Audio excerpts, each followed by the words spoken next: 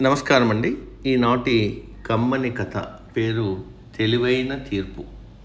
వినిపిస్తున్నది మీ విజయభాస్కర్. భీమునిపట్నంలో సచ్చిదానంద వర్మ అనే ఊరి పెద్ద ఉండేవాడు. అతను ఊరి ప్రజల వివాదాలకు న్యాయంగా పరిష్కారం చెబుతాడని ప్రతీతి. ఆయన ఒకరోజు బజారుకు వెళ్తుండగా దారిలో ఇద్దరు వ్యక్తులు వాదించుకోవడం గమనించాడు. ఆ ఇద్దరిలో ఒకతను జమీందారు, మరొకతను ధాన్యం బస్తాలు మోసే పనివాడు.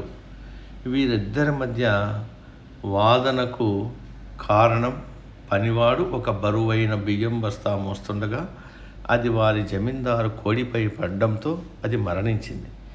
దానితో జమీందారు ఆ పనివాడితో, అన్యాయంగా నా కోడిని చంపేశావు, ఆ కోడి కనీసం ఇంకో సంవత్సరంలో ఎన్ని గుడ్లు పెట్టేదో అంత వెల చెల్లించు అన్నాడు. పనివాడు, అయ్యా, నేను బీదవాడిని, అంత డబ్బు చెల్లించలేను. పొరపాటున బస్తా చేజారి కోడి మీద పడింది, క్షమించండి, కోడి వెల మాత్రం కట్టగలను అన్నాడు. చుట్టూ జనం గుమికూడారు. ఇంతలో అక్కడికి సచ్చిదానంద వర్మ రావడం చూసి జనం అతను సరైన తీర్పిస్తాడని ఆశించారు. జమీందారు, పనివాడు సచ్చిదానంద వర్మతో జరిగిన విషయం వివరించారు.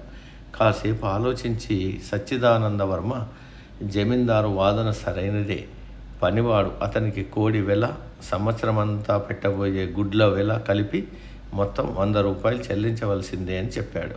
అది విని అక్కడున్న వారంతా ఆశ్చర్యపోయారు.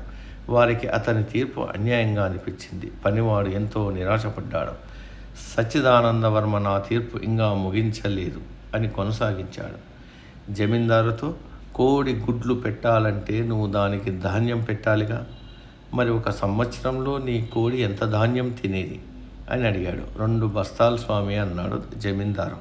అయితే ఆ 2 బస్తాల ధాన్యం వెలను నువ్వు పనివాడికి ఇవ్వు అన్నాడు సచ్చిదానంద వర్మ. ఆయన తీర్పు అర్థం కాక జమీందారు అయోమయంగా చూశాడు. ఏమీ లేదు, రాబోయే సంవత్సరంలో నీ కోడి ఇవ్వబోయే లాభం నువ్వు ఆశిస్తున్నావు, మరి సంవత్సరాంతం కోడికి నువ్వు పెట్టే ఖర్చు ఏమవుతుంది?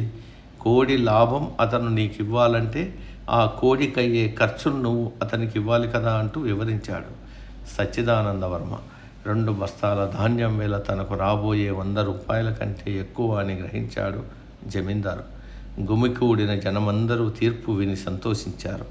పనివాడు పొరపాటున కోడిని చంపాడు కాబట్టి తనకేమీ ఇవ్వనక్కర్లేదని జమీందారు ఒప్పుకున్నాడు.